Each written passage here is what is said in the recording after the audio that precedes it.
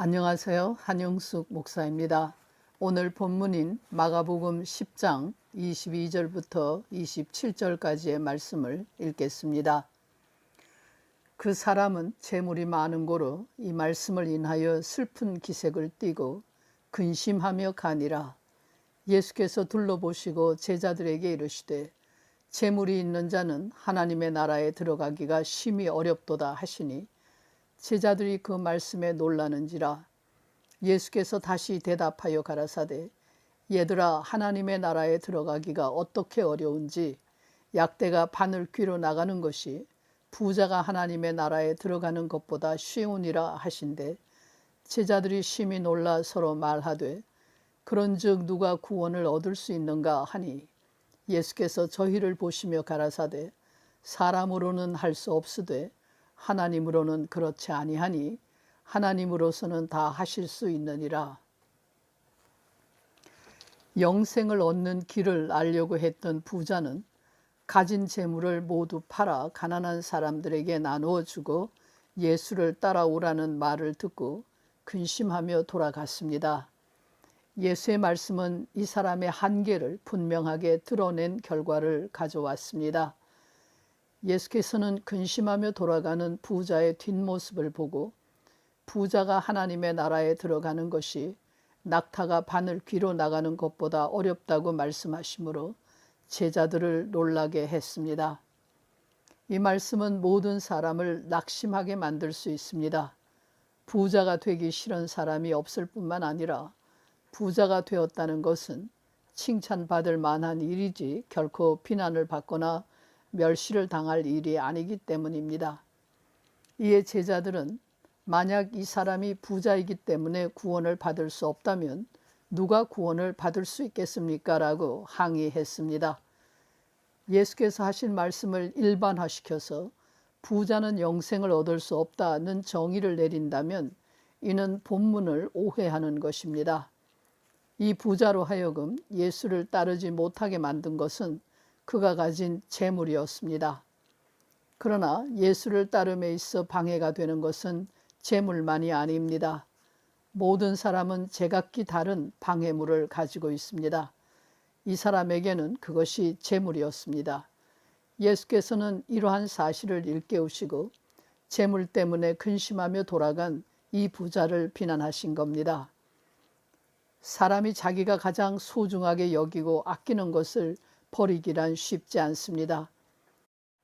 그것을 버릴 수 있도록 만들어주는 힘은 신앙의 용기입니다. 신앙이 주는 힘이 없이는 소중한 것을 버리고 예수를 따라가기란 불가능합니다. 이 사람에게는 자기의 전 재산을 버리고 예수를 따를 만한 신앙이 없었습니다. 제자들은 근심하며 물었습니다. 그러면 누가 구원을 받을 수 있겠습니까?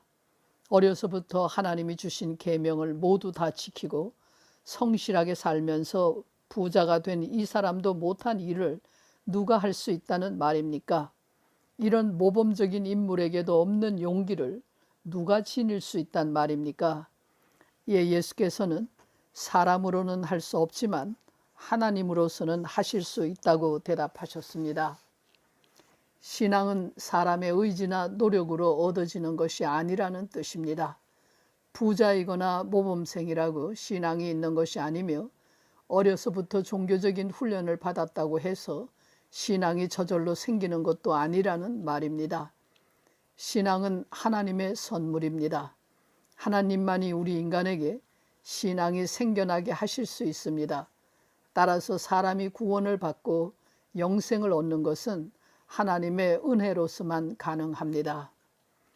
하나님의 은혜가 사람을 신앙에 이르도록 하고 영생으로 인도합니다. 예수를 따르는 사람은 하나님의 은혜로 사는 사람입니다. 하나님의 은혜로 신앙을 선물로 받아 세상에 붙은 욕심을 버릴 수 있고 예수를 따라갑니다. 신앙인은 욕심의 노예에서 벗어나 감사와 기쁨으로 살아가는 자유인입니다. 이러한 삶을 누리게 되는 것은 모두 하나님의 은혜입니다. 끝으로 은혜에는 중요한 법칙이 있음을 알아야 합니다. 은혜는 베푸는 자에게 속한 것이지 은혜를 받는 자에게는 소유를 주장할 권리가 없다는 것입니다.